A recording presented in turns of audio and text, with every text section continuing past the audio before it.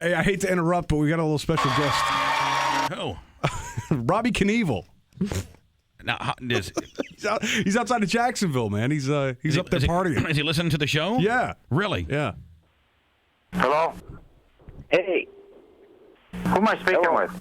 Who am I speaking with?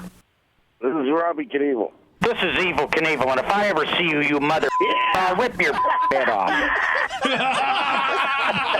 This is Evel Knievel, and if I ever stop calling me on the phone, you mother. He's the only one that falls for Hey, it. you're the only one that falls for it. Robbie, what do you You think know, about... we played. That was the last thing we played at my dad's funeral. You did? You go, this is Evel Knievel, and Yeah. stop looking at me at my casket, you mother... Bubba, I remember you. I'm going through Jacksonville right now, and I'm just listening to Brett. I got on stage with him twice. Once in Myrtle Beach and once in Colorado. Oh, Brett Michaels? And, Yeah? he called me up on stage to sing. I played the drum, the guitar. I never sang. Now, do you remember... But, when I was here jumping in Jacksonville like a year ago, in March on the barges, my knee's still screwed up. I have a brace on it still, but I'm going to do a deal for the troops in Iraq where a guy had his leg blown off, and they're doing a big tribute. We're riding from Orlando to Daytona, me and Grizzly Adams, who's a good friend of mine, and I'm just doing a deal. And I was listening to Brett because I've been on stage with him, and I was with Brian House singing Bad Company that night in Jacksonville. So I'm back down here, and I just want to say hi to you guys because I was listening, Now, do you remember the time that we called you in Vegas? You were getting ready to do the fox jump, and you had some girl with you in bed, and then we played your dad, Evel Knievel stuff, and you just thought that was funny. You were drunk and high as hell. Remember that?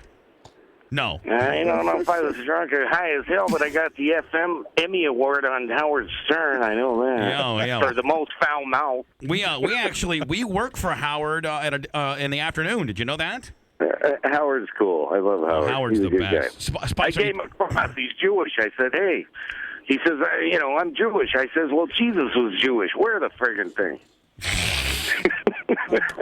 No, but we called you up, and you had some hot chick, and we were playing the Evel Knievel telephone call stuff, and you were just, it was the first time that you'd ever heard it, and you were just going crazy on the deal. Yeah, I remember that. It was funnier than hell, and I heard you guys played it forever. But my dad, me and him talked so much in the I love yous goodbyes for the last 6 months were just really heartfelt. And he was really at peace, and it was really good.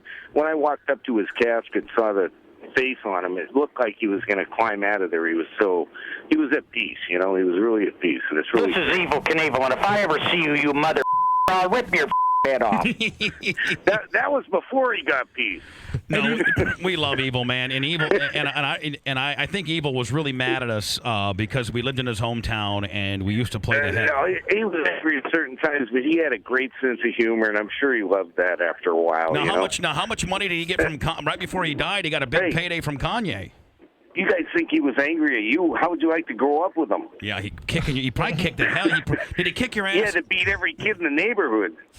No. What kind of payday did he got? A huge payday from Kanye right before he passed. Oh, I don't know. I have no idea. Oh, you didn't get the details of that? And the whole Evel Knievel thing, I left home when I was 16, and my dad never gave me nothing, but he called me up and he says, I got something for you when I die. And it's like Evel Knievel, my brother and his ex-wife took over that. And, I get like 6% of whatever happens, but no big deal. I never made anything anyway. I don't care. I love my dad, and I've always looked up to him. I was his biggest fan, Well, I know that you guys had a rough road for a while, but I know that like the last 10 years of his life, you guys actually had your act together, and it's nice to see that you guys, had a father-son relationship towards the latter part of his. I know that you guys got close towards the latter part of his life. Totally. And that's cool, man. And my dad was the greatest dad in the world, man. We grew up, and, he says you can raise your kids so you're 18, then they're on their own. And God's got them. That's the truth. Because I have 2 daughters, like Brett Michaels, and, it's like they still call you for money. It never ends. So if you're going to have kids, don't ever think it's going to end. You're going to have to keep giving them money. Now, Robbie, you've done some cool stuff. You did the Holiday Inn Express. I stayed at a Holiday Inn deal. That had to be a pretty good little payday for you. Yeah, that was a smart thing of mine. I mean, so when you talk about, your father giving you, you get 6% or whatever, have you guys actually filtered that down, and have you seen any of it yet, or is it just sort of still in the waiting process? No, anything that comes from Evel Knievel, it goes with my brother who, put all the money in a long time ago when he had the liver transplant back in '98. Right. And it goes through my mom gets a payment every month and everything, which is great. And whatever happens, I don't care. I never got one single dime. The IRS, if they're listening, KMA. Now, Robbie, how's your mom doing? How's she doing? My mom's great. She's the best mother you could ever have, and I don't think she ever another guy in her life. That's how great she is. Well, she's afraid Evel Knievel would kick the guy's ass. You didn't want to. It's not easy. Evel Knievel's ex-old wife, you're gonna get your ass kicked. Well, I don't know. I mean, yeah, he may raise from the grave. I don't know. When's your next jump? That's going to be either televised tonight. I hope. Well, I'm not talking about a female. I'm talking about like not you jumping on top of a hot. I'm thinking about quitting ramp to ramp and going rump to rump. Not ramp to rump, rump to rump. No. But you know that he got that line from his father back in the day. You know that. Man, I just ran into a dwarf in my RV. He came back. He says, "I'm not happy." I says, "Well, which friggin' one are you?"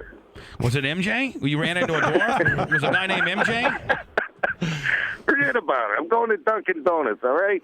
Hey, Robbie, you got our number, man. This is our number. If you're ever out and about and you're drunk and hungover and you want to talk, and we'd love to put you on the radio, buddy. No, I'm not drunk and hungover. I'm wide awake. Oh, okay. I'm just saying, if you ever want to... What's your 1-800-GET-SLUT?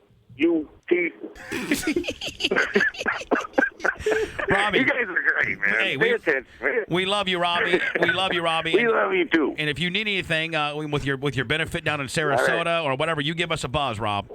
All right, I need my dad. This guy got in a fight with me the other night. He says, "Hey, Robbie, you wouldn't have anything unless you had a name from your dad." I says, "I've been doing this 37 years. What are you talking about? You want a watermelon to fly off the ground? That's going to make your head look like."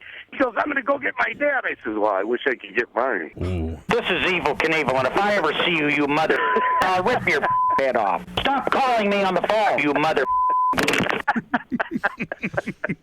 I love that. I love you, Dad. I love you. Robbie, you take care, buddy. You too. Bye-bye now.